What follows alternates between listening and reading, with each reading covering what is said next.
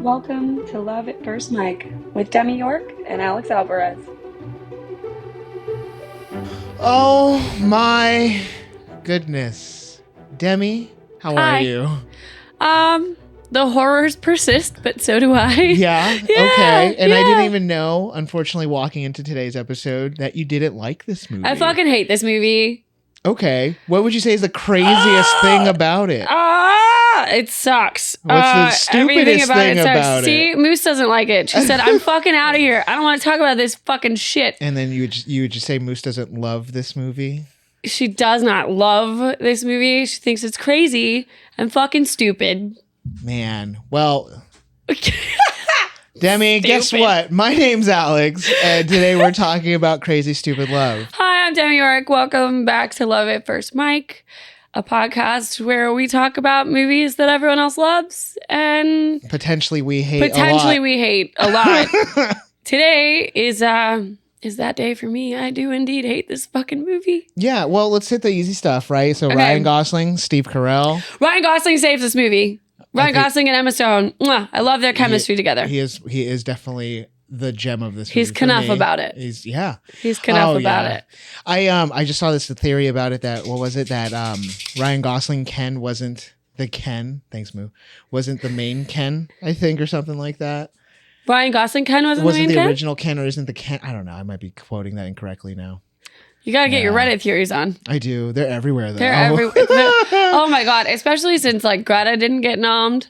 Yeah. I don't think she deserved it. That's a hot take. I'll say it though. I don't. I really don't. I think that while it is a great movie, I think that it doesn't deserve getting a best director nod, because that's like nominating someone as best director for a Marvel film. Fair enough. Barbie is kind of like the female equivalent of a Marvel film, and that's not to say I didn't love it. I loved the movie. I thought the messaging was great. I thought it was wonderful. Yeah. But it doesn't make it Oscar worthy. It can be a beautiful and wonderful film, but it doesn't make it Oscar worthy. And I think that a lot of people are now taking away from the excitement that other people deserve in order to give them that. Yeah. And it's bothering me. Sorry. We just No, derailed this. No, that's a deep take. It's a deep take because it's like, why do I go to movies? Why do I enjoy them? And then do awards, or do any of those things mean something to me? Yes is the answer, right? Like, I kind of rely on the critics around me to help me enjoy or at least guide me to the things that I do want to see. Mm-hmm. And then just to make it even simpler, I liked that movie. The movie was good. I enjoyed it. It was a great movie. The awards kind of mean nothing to me in general. And I think that's because of the negative spin that media is just I think also kind of as they should. You have to remember that a lot of the people voting on these awards are gross older people who can be very misogynistic and can be very racist and can be very homophobic. And like, that's not to say that there aren't wonderful people in the Academy. There absolutely are. However, like, it's a weighted scale. So when you're voting for the Academy, because I've had people in my life who have voted, I've helped other people vote. It's a weighted list. So you're going in and you're putting like, it goes from the long list, and then you get down to a short list, and then you get the nominees, right? Mm. So it's a weighted list. So all of those people are going through and weighing like, oh, this is number 1. It has to be in there. 2, 3, like, and then you go down, so on and so forth. Mm. And so like enough people didn't have that in their weighted list closer enough to the top for it to be there. And that's okay. American Fiction, a beautiful story. Poor Things, a wonderful film. And I'm not saying that everyone who worked on Barbie isn't talented. I think that it was a great film. I just think that it was a steep competition this year. Yeah. And that just because you win at the box office doesn't mean you deserve to win an Oscar. Well, that's interesting because like there is a segment of this that I wanted to talk about, which is and I know everyone talks about it, is theater going again. In general, why we go to the theaters, why we watch movies and like how we watch movies too, for that matter, because there are things that I know don't get even the near 10% the light of day as it Past should. Lives. Look at Past Lives. Right. That is an amazing and incredible film. But I also end this time with like as much content as there is out there. I don't make enough time to also seek these things out. So I do want what's immediately in front of me. And I will take a Barbie. Like Barbie. Movie. Yeah. Yeah. I will take a Barbie. Well, movie. and like I said, again, it's not to take away from how great Right. Barbie is. I just don't think that Greta Gerwig deserves Best Director. I think that Margot, you can consider Margot a snub. I think that you absolutely can. I do think that Ryan Gosling shouldn't have to not be excited about his nom. Yeah. And I think the way that he handled it, he handled it in such a perfect and professional manner. Right. And I thought it was really beautiful. Anyways, that is the end of my diatribe and TED Talk about it. I love the movie. I think it's great. I just don't think that Greta Gerwig deserved a Best Director nom. Sure. No, I mean, could you have taken it away from Scorsese? He has enough. Yeah, maybe. Like. Yeah, no, I get it. Yeah, again, I feel like I can't back it up enough or defend it even, because it's just awards and nominations in general. They're so fixed, and like I'm a competitive person, you're a competitive person, and it's like it does give a distaste to movie watching for me. It does. Well, and at the end of the day, Greta Gerwig can do whatever the fuck she wants next. And I hope it's fucking gayer, and I hope that it's fucking more feminine. And somehow people are going to be like, wow, how did she do that? And I can't wait. I hope she does it. No, I think in terms of the, like, it's even weird now, like in terms of movies I've watched this week, I don't think I've even watched anything of substance, if that makes sense. That's fine. I watched a lot of trash I think TV. the world is fucking ending, and we just want our brains to turn off a little while. Okay. Like, God, it's, a friend of mine is working on the next Avatar, and we were discussing, he was like, I don't watch anything that's like really valued in cinema half the time anymore, because I am just so tired and I just want to watch trash reality television, and I'm okay with that. I was like, I hate reality TV. I really do. When I first moved here, I worked in reality television. But I get it. Like, I get the allure. I get like I don't want to have to think about anything, and these people's problems are so stupid and so minute. And so I can think about them and shut my brain off. I can watch this trash and like turn my brain off and be like, ha. But this movie isn't trash for you. It's not enough trash TV for you to watch. I hate it. All right. There's so many gross things about it. Fair enough. Well, maybe it talks about who I am as a person. I don't know. I love this movie. I loved it ever since I first saw it. Steve Carell, Ryan Gosling. I got into this before I even was watching The Office. And like I happened to like be going through some notes, and I was like, oh, does he make an Office reference in this? So yeah, either way, I don't like The Office either. I know. So I tend to like, lean back on that today. I'm not gonna lie. This is the comfort. This is the trash. This is the kind of romance movie that I liked it when behind. I first watched it. Yeah. But I was younger. Sure. And I feel like a bit of it didn't make me as uncomfortable as it does now. Right, which we talked about. There's some there's questionable things now. There are quite a few fucking things in this movie that do not age well. Like, yeah. Well, I think a lot of things like that too. I was just talking about someone Fast Times at Ridgemont High. Like my dad, that was like the teen movie. The staple. That was the staple. Yeah, and then like I remember when Superbad came out, my dad was like, what is this? You can't watch this. Yeah. Like this is not good. Age appropriate. Yeah. But yeah, let's throw on, Jeff Spicoli getting incredibly fucking high in a van. It's fine. Totally fine. Kids are going to get that.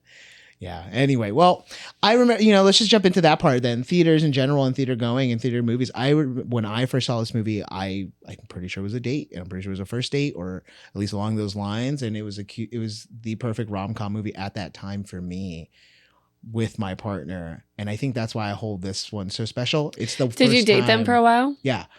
So it's 2011. Yeah. Where did you guys go first? Do you remember? What do you mean? Like, where did you go to dinner before? Or Probably. Who knows? Probably at that time that was a pretty settled relationship. So at that time it was. Ooh. Yeah. Yeah. Ooh. Settled relationship. Yeah. Never a term. I think I settled. Ugh. Yeah. I never want to be settled. Well, it was Just what kidding. it was. It was what it was. Yeah. Okay. All right. So you remember leaving the theater and being like, wow, that was it. That was so great. I remember leaving the theater and just being like, "Oh, what a just good movie." In my mind, just like what. Okay, a good but movie. it wasn't like you left it and you were like, "God, that was fucking phenomenal." No, of course not. Yeah, no, I wasn't like gaga. Wasn't like leaving like uncut gems and being or like, even, "What panic attack did I when just we suffer talked about through?" it, like what's it called? Endgame. It wasn't that. Yeah, it wasn't yeah. that level of like. You weren't like shell shocked when you left. Exactly, Yeah. yeah. Okay, I get. Okay. Because that's the thing. At that time? What were we going to the movies for? We were going to the movies for. I guess okay. It's 2011. Yeah, I guess Netflix. There's You're definitely not a Marvel really... movie. There's definitely a Marvel movie out, right? Mhm. There's a Marvel movie out probably. There's that out. There's. Yeah, and Steve Carell had such like a grab, like especially at that time Despicable period. Me was probably out. Yeah. Oh God, the first of a million. Yeah. Before it became a theme park. Like Jesus Christ. Man, to see one of that man's royalty checks for one day. I mean, yeah, but and I think that's what it was for me. It was just like a. Yeah, it was just fun, just good. Yeah, I fucking don't agree. I like okay, so I remember thinking when I first watched it, I was like, oh, that was cute. That was good. Like, you're thinking, okay, Ryan Gosling, hot. Thanks for giving me him without a shirt on. I was like, 2011, I was young. And so, like, I didn't have as big of a problem with the storyline about the girl who's in high school who, what is her name? Jessica. Mm-hmm. Jessica. I didn't care about that storyline being really fucking gross then. Now I look at it as an adult and I'm like, gross. Gross. Yeah, and I think I told you when we were getting ready, I was just like, there are things in this movie that made me reflect differently and why I liked them, why I didn't like them, and now why I kind of have the roles reversed. And like, let's just jump to that. The Robbie, the son, who you hate. No. I want to find levity in it. Like, what was it about that whole storyline about him being in love, trying to figure it out amongst all the kind of chaos of the movie? Okay, well, I do enjoy that Robbie is kind of a hopeless romantic. He's taken that from his parents. I think that's a really healthy thing to take from your parents. That like true love can be found, et cetera, yada, yada, yada. Wasn't the thing that I grew up with for sure. Right. But I do think that that's healthy and I think that that's cute. And I think that was smart to show that before we come in, before we see this family, right, they really were really well put together. Their kids really thought, wow, my parents are the golden standard. Right. I can find true love at this age because my parents did it. Jessica. And what's her dad's name? Ernie or so. Bernie? I think it's Bernie. Something Lynch. I just remember that. I think it's Bernie. Yeah. And, her dad, total fucking scumbag. I already have problems with that guy. The fucking cologne bag, just like, oh, this man's been your friend for years, and your cunty fucking wife is going to be like, oh no, she said we chose Emily, and I said we chose you, but then, we chose Emily. Gives him cologne from Macy's and goes, there's a gift receipt. Doesn't stay to talk it out. Like, doesn't give his friend any respect. Already tells me what I need to know about you as a person. Right. Fuck that. If you've been one of my friends for a really long time, and you dropped a cologne off at me after I just went through a horrific divorce, finding out that my fucking wife was cheating on me with David fucking Lindhagen. Lindhagen. Oh, it's Lindhagen? All right, Lindhagen. Lindhagen, yeah. That cop scene at the end. We'll get to that, but yeah. But I was pissed. I was just like, dude, fuck this. And then like the wife's a total fucking cunt. And I say that with my whole chest. That woman was a cunt. Like she was the type of housewife that just is like, oh, did you hear about so and so and so and so? Like wants to hear the drama, wants to know what it's about, but also wants to be in it. If you want to hear about it, fine, that's one thing. If you want to be in it, that's a whole other fucking thing. And I think that Jessica is a little fucking idiot. Like you're going to Stanford. You are smart enough to know that is one, you are literally about to fucking commit a crime and make this man an accomplice by giving him nude photos of your underage fucking ass. Yeah, no, again, the movie didn't, there's certain Stanford, parts that didn't age well. How did you get in there? Sure, that part didn't age well, but okay. I will say I did appreciate how she handled walking in on Robbie while he's fucking masturbating. I think that she did the best that she could have in that situation. She was like, oh God, sorry. Like, also, what fucking idiot doesn't knock on a 13-year-old boy's door that is shut. Well, isn't that funny? Like we quote Fast Times, that scene where he walks in, and I'm kind of misquoting it now, but we know that scene in the bathroom stall scene. So it's funny that like certain movie tropes have kind of stayed, but with Robbie's character, they do show the adolescence. They do show like him falling in and out of love. I don't. What did you do? Okay, did you like? I just didn't love the storyline. I just don't need that part for the movie for me. That's all.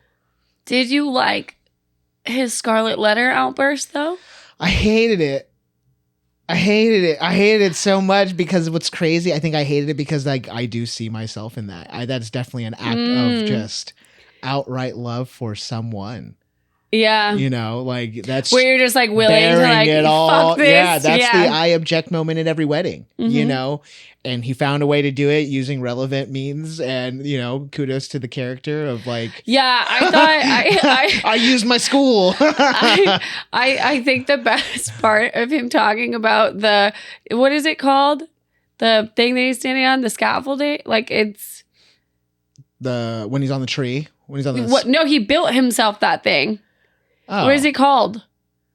What are you talking about? The stage that he builds himself. The stage. No, it's like there's actually a name for it. Anyways, and he's like, she's pulling him aside. He's like, "Don't you like it? It's on wheels." Oh my god, no! And I was like, that's the most Home Depot gay comment to say of all time. Do you like it? It's on wheels. I did it myself.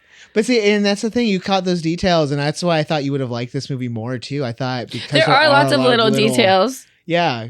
And would you have to like? I think Ryan Gosling holds this movie down for me.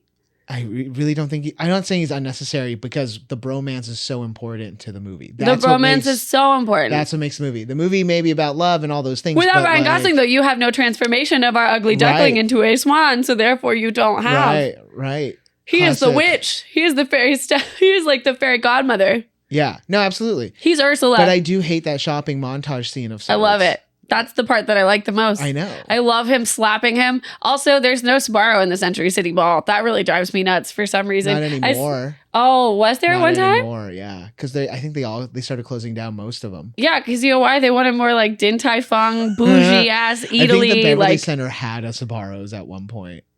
Okay, first of all, I love Sbarro's. I'm just saying. I love Sbarro's. There's a Sbarro in the airport, and I always go. Oh, no. There's also one in the Studio City way that I know where they all are. I'm realizing I have a problem. Well, have you ever been to the Citadel one?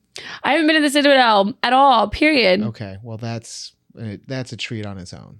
Okay, that's a whole. We'll have to go to the Citadel because it's the outlets, right? Supposedly, but then it's Los Angeles. There's no outlets. It's the same pricing. If you're not 2 hours outside of the city, you're not really at an outlet. No, you gotta. And also, the best thing if you're in LA and you're shopping, warehouse sales and sample sales. That's what you really want. You want to be on you gotta find a PR bitch who works for designers, and you gotta be like, hey, you want to be on that listy list that you have? And then boom. Got yourself cheap Louis Vuittons. Yeah.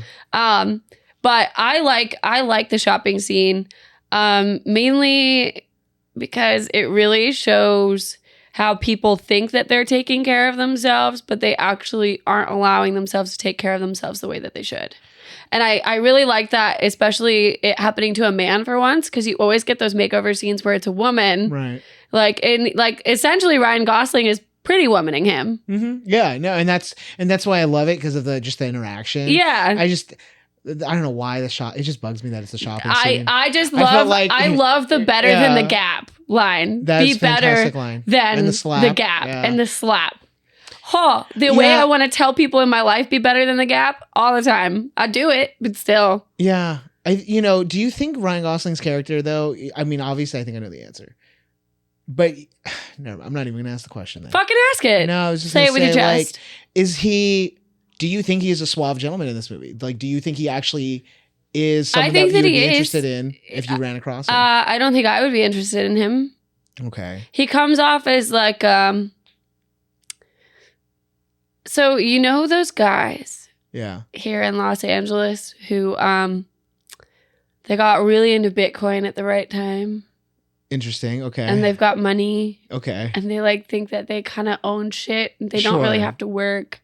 And they're just vibing through life. Okay. And you can tell they've really put a lot of thought into how they're coming across. but it just still doesn't quite land all the way. He's like what they want to be. Interesting. So like, I think that he does have a certain level of suave, but you have to be attracted to douchey finance bros in order to be attracted to that. So Ryan Gosling has NFTs that did well. Yeah. For sure. Yeah. In Crazy Stupid Love, he has NFTs that did really well. And he will absolutely talk to you about Bitcoin and what's the smaller coin?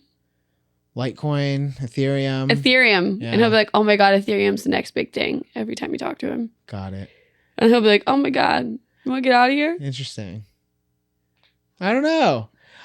For I think again, the comedic essence of Ryan Gosling's character and Steve Carell are fantastic. That part of the movie is like, I think, untouchable. Mm-hmm. So like anything with them I love their bromance. Right. It's the only good thing about the film for me. I don't really love Ryan Gosling and Emma Stone's interactions. I think they do well, and like I love La La Land. That's probably a movie we'll get into, but like, they as a pair, as a couple, I wasn't too convinced of their portrayal of love or conveyance of love. I think, this is also, you have to remember, very early on in their careers. Yeah. For the most part. I mean, Ryan Gosling had done quite a bit. Emma Stone, I think Emma Stone's biggest movie before this was Easy A.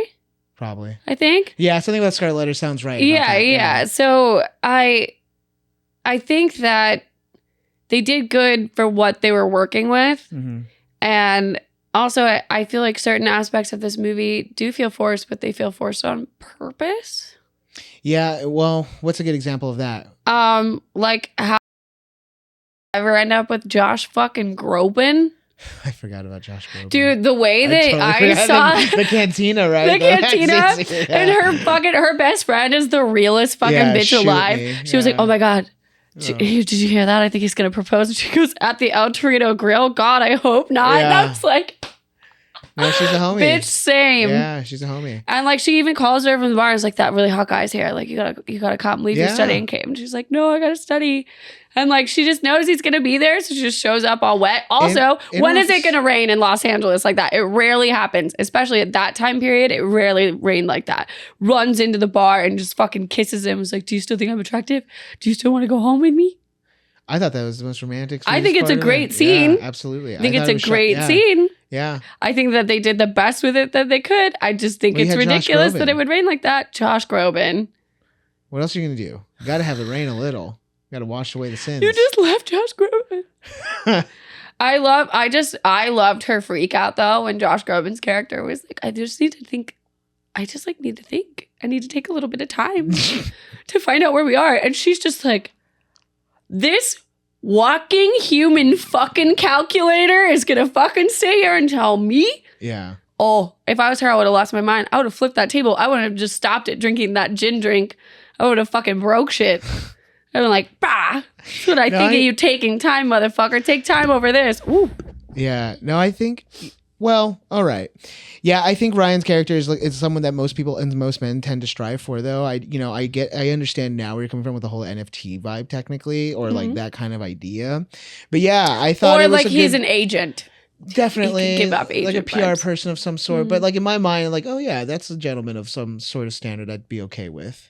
Even if I could meet that standard. And I think that's why I like this movie so much, because I feel like they make it obtainable. This idea that you could be as charismatic and suave as Ryan Gosling's character, but also as loving and caring as Steve Carell's character. Well, and I think that is best culminated at the end by Ryan Gosling telling Cal, he goes, I know that we spent all this time trying to make you more like me, but it turned out that I ended up being more like you. Right. And I think it goes to say that like we all have those parts of our bodies that can be tapped into and those parts of our brains that can be tapped into where, yeah, sure, with a lot of other people, Jacob was a terrible guy and like would never call back and would never do those things. But Emma Stone's character, Hannah Banana, Nana, brought out everything in him that made him actually feel, because she actually took the time to get to know him. Yeah. And like I loved them showing that connection in their scene in his house where she's literally just like, all right, walk me through your move. Yeah, the move. Walk me through it. This one's big. It's a big move. This one, well, that's a big move. The whole, that's also, a big you move. have to really trust a girl's balance that she's going to be able to do that because it comes from both sides. He already knows. He already knows how to save it. He already knows how to do it. He can do this on his own anytime he wants. I can lift you anytime, baby. Yeah. He practices it in the gym. We even saw a montage of that, But it is an interesting topic, right? Like in terms of like, has a move ever been played on me, and do I have a move for people? That's the thought I gave to it after thinking of that scene. And I'm like, what are moves that I don't want be playing on me? Like if someone did that to me, we reenacted a scene from a movie that wasn't just dialogue. I don't know if I don't know if I think I'd laugh in your fucking face. Really? Yeah, You just, all right, I'm going to catch you. And you're just going to bust out laughing at them? You know what it weirdly reminds me of is in New Girl when Cece looks at Schmidt and is like, are you white fanging me right now? Oh, yeah. Because he's like, go on, get. Yeah, you're right. Get. Yeah. And it's like, yeah, sure, people do that all the time in real life. Like, when it comes to breakups and like fights and things like that, because movie and TV culture really does seep into our daily lives, right? But I can't say that I would ever be able to take someone seriously if they were like, you want to do the dirty dancing move? Right. I don't know. There was a world, I don't know where I brought this up or when I brought this up. There was a world of like, oh yeah, would you go over to someone's place on a first date, things like that. And I've done it a couple of times where I have offered as a plan B my residence as like a date spot. Like you want to come over for dinner or something. Yeah. That part always threw me off in this movie too. Because I feel like around that time, we weren't really trying to go to people's houses for shit. Well, the thing is just like she sees him all the time. Yeah. She knows where he's a regular at. It's not like... Oh, you think there's... Okay. I think like because her friend has seen him at that bar. She's seen him at that bar. There are people who know who he is. No one's exchanged information. No one's exchanged information. But there are people who know who he is. Yeah. She has left the bar with him. People know him well enough at that bar that they, Yeah, I don't know. It could be clocked. See, this is my I'm probably going to get murdered at any moment female brain. Yeah.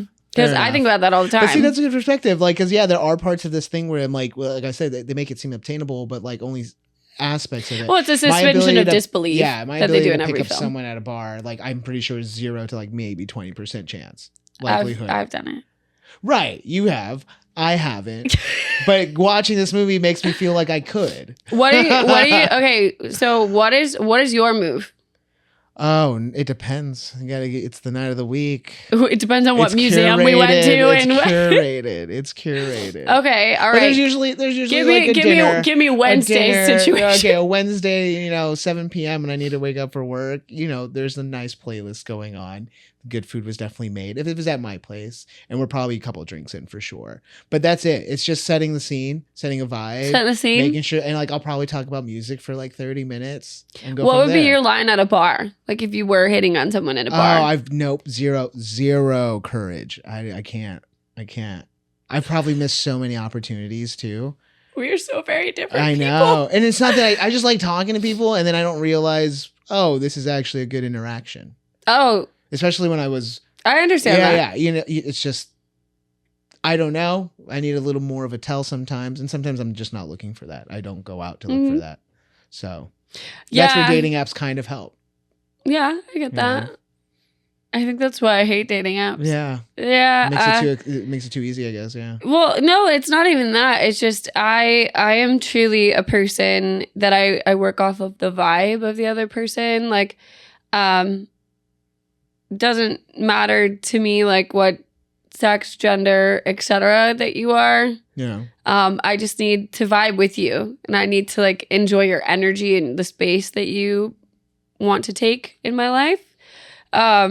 So for me on dating apps, it's like I can't really feel if there's a spark here. So I'd rather just like I don't do the like when I was on them, I would just be like, I don't want to do this whole chit chat thing. We want to meet me for a drink. It makes you wonder if like if their characters have met online through a dating app, would they have as much of a success in terms of their obviously what I don't think they would have. I don't think that they would have because she wouldn't have gotten his vibe.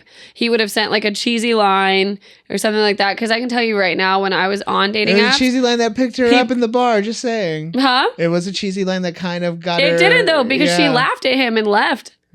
And then she only came back to get revenge sex on Josh Groban. Fair enough. When you say it like she that, came back to get hers. She didn't come back to give him his. Fair enough. When you say it like that, it makes a lot more sense. Boom. Yeah. Emma Stone said, I need dick and I need it now. Call JG. Okay. That's what she said. Sure. I have moves. For sure. Like the way I pick up people in bars, I'll just straight up do it. I'm the female Ryan Gosling. I once Comic-Con years ago. Me and my friend Chloe went. She was about to move to San Diego. I was like trying to do the math. I was like, I'm not gonna age myself out here. We went to this bar called The Neighborhood. It's on G Street. Hilarious. I did not end up on G Street, but I ended up adjacent. So I looked, my heel broke at the bar, and this guy who'd been flirting with me all day is just standing there next to me, and I didn't want to ruin Chloe's time and be like, oh, come back to the hotel with me. I'm going to go change shoes. I just looked at this guy because I wanted to have sex with him anyways, and I just looked at him and I went, do you want to get out of here? And it worked. Just like that. Yeah. Yeah. Easy.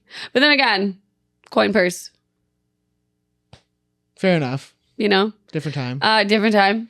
And also, I don't know. I'm like, I will hit on people in public with no shame, no problem. Because I do genuinely just enjoy being nice to people and giving people compliments all the time. I believe that if someone is owed a compliment, it is deserved. However, like, I don't know, a person that I've been no idea that I'd even hit on them until I left. Fair enough. Yeah. I think, well, that's, going back to dating 101, right? And I'm trying to figure out if I want to link it back to like my own thing or do I want to link it back to the actual show, to the movie, because these are the nuances that don't really get explained either. These are the types that don't get explained either, right? Because when I'm told about dating growing up, it's like, oh, hey, this is what it's going to be like. You're going to like a guy. You're going to like a girl. You're going to like a this. You're going to like a that. And then like you're going to figure it out. And then you kind of just go with it. And we end up in this world of traumas and bad relationships. But this movie in my mind, and I wrote it down where I was like, oh, this kind of like accurately depicts what heartbreak looks like. Yeah. Having to find your own apartment. Having to fucking like, tell your kids, like for those who have them, hey guys, mom and dad aren't going to really be around with each other anymore. Oh my God, when he jumps out of the moving car, I felt that so hard because he's literally like, shut the fuck up. Right. Because I think that's something that like partners who cheat on you always want. They want to keep talking to you about it to clear themselves of the guilt that they're feeling. Guilt is the word, right? And instead they're just trying to transfer that pain onto you because she's doing it too, isn't she? Because she's literally like, at one point she goes, when did we stop being us? And he looks at her and goes, maybe when you slept with David Lindhagen. And I was like, that was the most gangster shit, fucking Steve Carell. Let's go. Because I felt that in my soul. Because you know what? Fuck you. You're going to lay this at his feet? Like, sure, a marriage doesn't fall apart overnight. But like, instead of going out and fucking the accountant at work, it is Kevin Bacon. It is Kevin Bacon. Yeah. But you could have just been like, hey, how can we fix what's broken here? Right, exactly. And I think that goes to the whole, the young love thing, right? And that goes back to Robbie. Should he have been in love so early? I think they use Robbie's storyline as, hey guys, this is what it looked like at one point, and then this is what it looks like when you do it too early, and this is what it looks like when you do it too late. Also, did you realize that Joey King is the youngest daughter? I did not. Yeah, Joey King is the youngest daughter. Oh golly, no, I didn't know. Yeah, and I noticed it. I was like, oh my God, is that baby Joey King? Gosh, it is. Yeah. I looked it up. I want to just jump around because I want to go to the end real quick. Of course, let's just get into it. I think the movie shot very well. I think it's edited very well. I think the sound design's very well. I think everything's great about it. I like the music soundtrack. I don't think the sound design is as good as other films that we've talked about. It doesn't move the story. Oh, sure. I think, but again, fulfilling its need for me, right? All the basic tropes are filled out, but the mini golf scene at the end and the wordplay on Hannah and Nana at the end are by far cinematic top 10 for me, I think. Okay. Because it's just this world of like, here's wordplay, here's slapstick, and then here's like literal fighting in the backyard with it's very Three Stooges. It's very Three Stooges. And I won't lie. I think I have two favorite parts of that scene. Yeah. It's when fucking Bernie breaks off the fucking windmill stop. I'm gonna kill you. And like his daughter's fucking in between them, like, daddy. It's like fucking. I cannot stand it when people who are over the age of 10 call their father daddy. Interesting. I hate it. I hate it so much. Yeah. So much. Makes my skin crawl. And she's just like, daddy, stop. And like, also, let's just talk about how she's supposed to be a high schooler. She's supposed to be 17. She looks easily 24.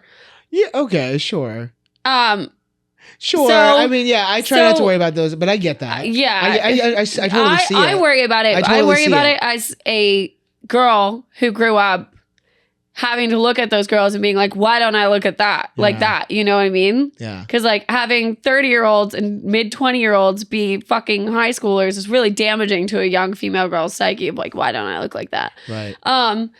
And then my other favorite part is when fucking David Lindhagen shows up and Ryan Gosling goes, oh, David Lindhagen, and takes off his ring like, oh, fuck, I'm going to fuck you up, and just sucker punches him. Because like that's solidifying that bromance. That's like, oh, you're mad at me right now because I'm fucking your daughter? Fine, sure. But I still have your back and I'm still going to beat this motherfucker to a pulp. Huge fuck moment. you, Kevin Bacon. I'm so glad you brought that up. Yeah. I love that part. Huge moment in the because again they had shown time and separation and like Well, and even calls him from the wine store and it's like, hey man, sorry, I kind of dropped off. I met this girl, and he's so happy for him. Right. He's like, oh man, it's like so. And it hurts so much. It's kind of like Harry, right? From when Harry met Sally. When Sally's like, wow, it's so nice to see the side of you, Harry. Yeah. And like he's so excited for him, and then they walk into the party. What are you doing here? Right. I'm here to meet her mom. This is my boyfriend. No, he's not. No, he's not. Yeah. No, he's not. Yeah.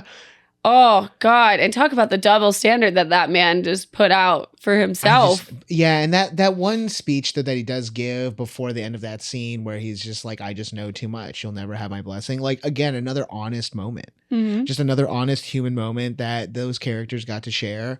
And then more importantly, it still propels the story forward because they still continue to see each other. It doesn't change Hannah's dating outlook, or it might even encourage her to like want to date him more, but either way it's a healthy one, so it's like, why not do that?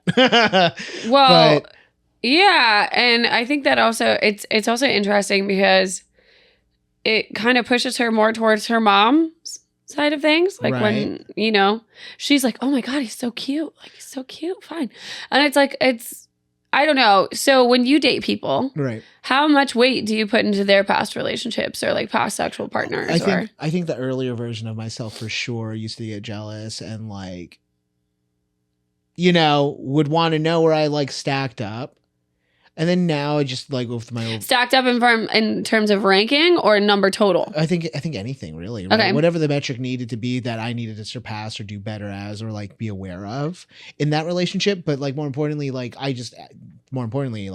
now it's a non-issue.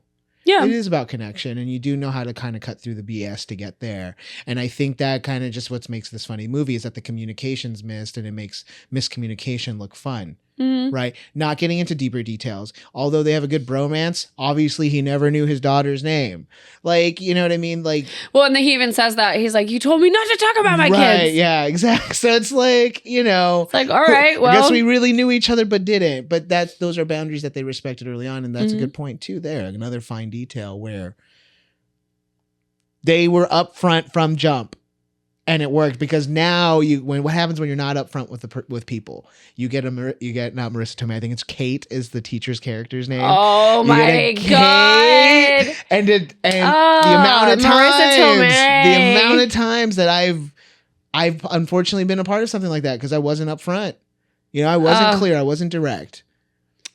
That was supposed to be a one and done. And the way that she fucking loses it on him at the parent-teacher conference. What a great breakdown. And then on camera breakdown. Just insane breakdown. Oh my God. Just like, talk about just great acting. They said, go for it this next take. And she said, got it. Yeah. And it was so brilliantly done because she's like, asshole. And then she's like, talking about it's just another man who lied by being like, said he was being honest, but lied to get there and fucking left. And you're like, girl, you're so embarrassed for her because like, and I love it when Julianne Moore is like, this is not about Robbie at all, is it? Like, is finally catching up.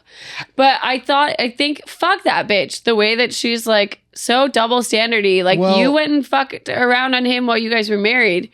And when he's trying to get over you. Right. Well, when like going back to your point, when she goes to ask him, like, you know, how many? And she's like, oh, he's like 8. 9, right? I remember vividly. I don't know why. And then she like is heartbroken, she's like, wow, devastated.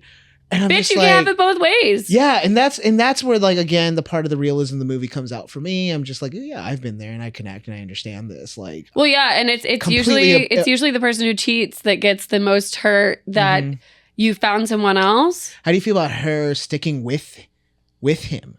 With David Lindhagen? Like, how do you feel about the fact that they were still kind of messing around after? I think that fucker deserved that sucker punch in front of that windmill. I think he did. Yeah. You know what? Listen. There's a world, where Cal definitely had conversations with his kids about, like, oh, is David fucking, like, hanging around? David fucking around? Yeah. Sorry. Yeah. Is David at the house? Yeah, exactly. David? Yeah. Mom's on a date again? Lindhagen? Yeah. And the thing is, though, is, like, you can tell his kids are so unfailingly on his side. Like, when fucking Robbie is like talking to him and he's like, oh, I heard you're so-and-so. And he goes, oh yeah, I heard you broke up my parents' marriage. I was like, whew, the fucking balls on this kid. Well done. What a line. And the thing for me, I don't like this movie. I don't at all. I tried to like it because I did like it when I first watched it.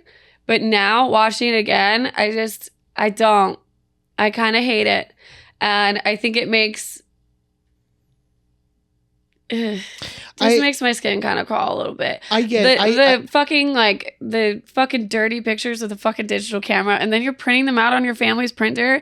Like, you didn't think that was a bad idea at all? My only counter is that, like, I remember the dirty picture or two that I may have printed out. There was a time where printers and things were a thing, but yeah, like, absolutely. But again, at that age, at that time, or whatever, and like, I get where the like the you're supposed to be going to Stanford, be better and smarter. But sexting is a thing, and like there was this article that came out, and I know I'm referencing it incorrectly, but there was an article that came out on how sexting was the new courting, and this was like an old article, and this was probably 2016, 2017, where they're like, yeah, sexting is the new courting, and like there is a world of nuance and safety that can be done, but obviously the right minds do the right things, and it gets out of hand, and it doesn't age well. You're absolutely right.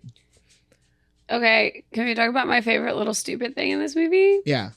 My lips are classic sealed thing. Classic. I do that sometimes. Going back to like someone asking their older friend on how to like how to maneuver. I love that she's like, hey, Madison, like, how do you like attract like a older guy? And she's like, well, you want to make him look at you like you're not a child, and you're like, but you are a child. Like, my adult brain is like, you're a child. You just don't realize it yet. Those are high school lockers behind you. Yeah. Oh, man. Because, like, I remember feeling that way. Like, I remember being like, I'm an adult. Like, I'm almost 18. And now my fully formed brain at almost 30 is like, girl, you knew nothing. You knew nothing. Oh, yeah. Yeah.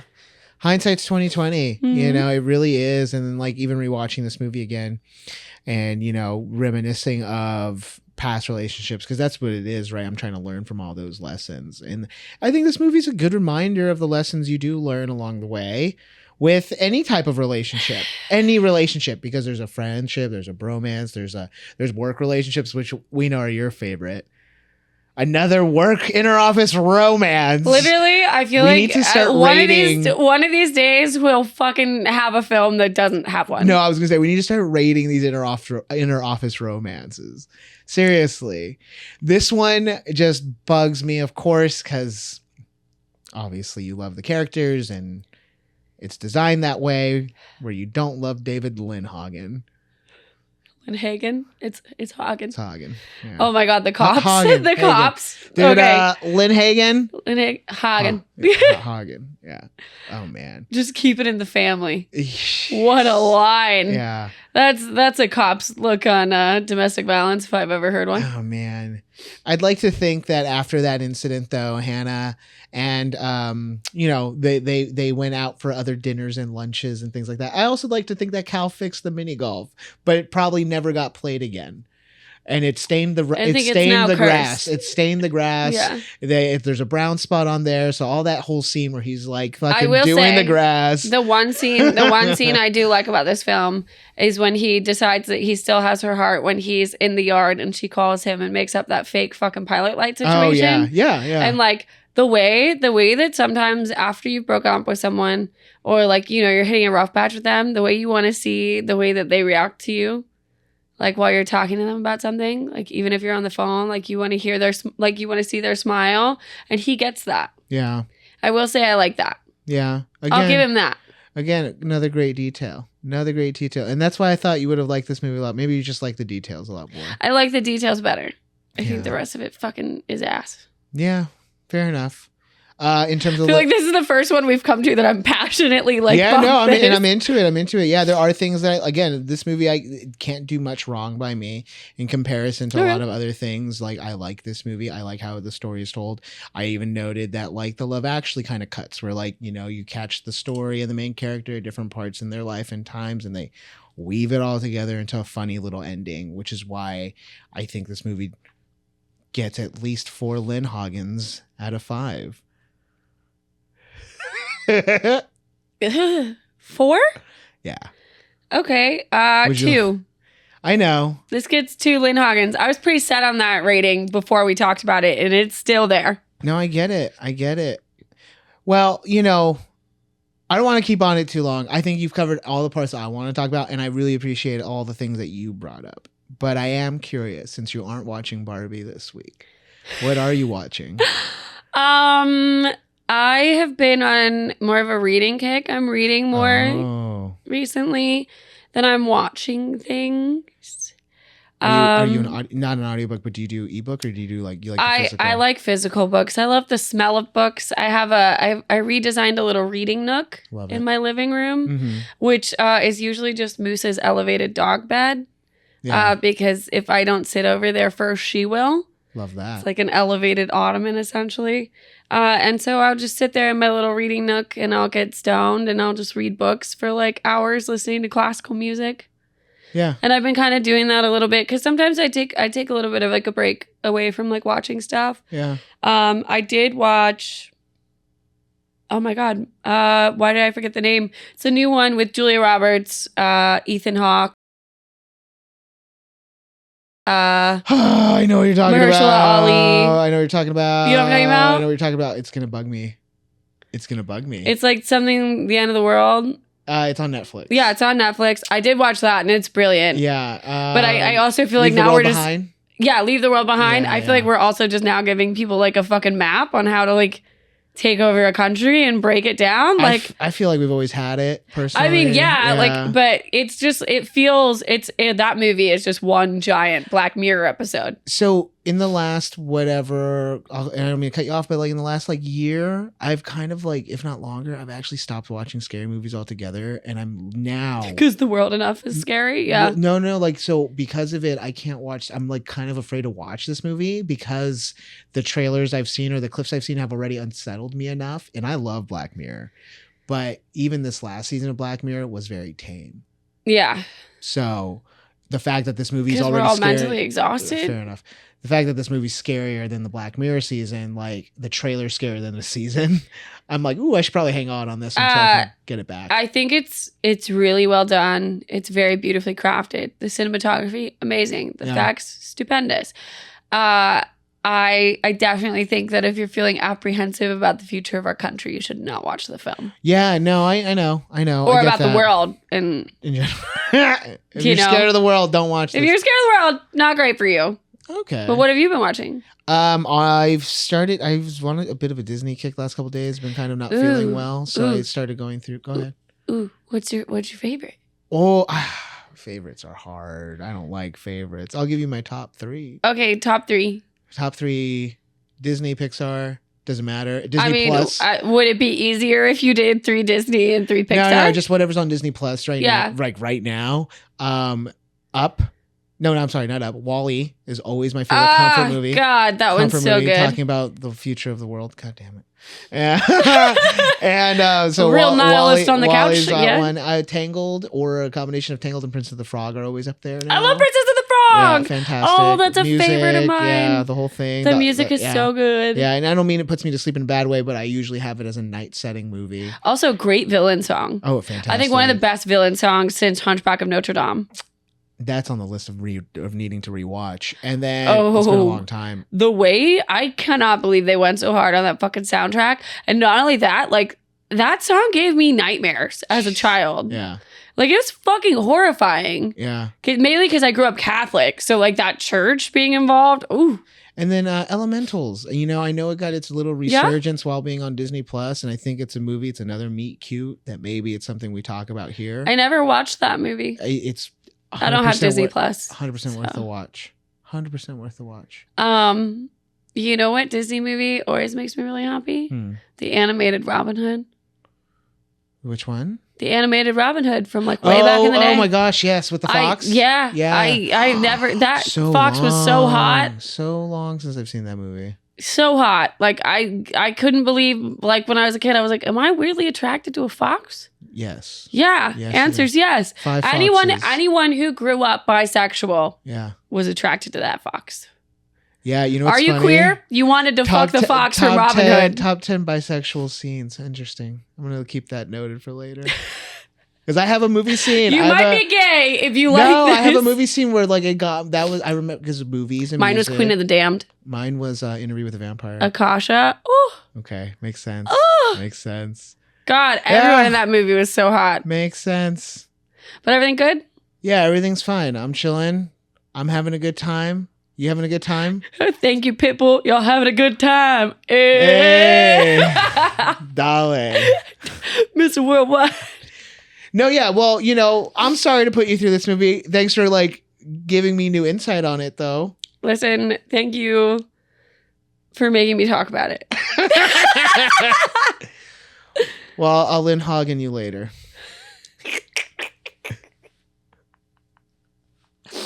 Right. You're hogging my time. We gotta go.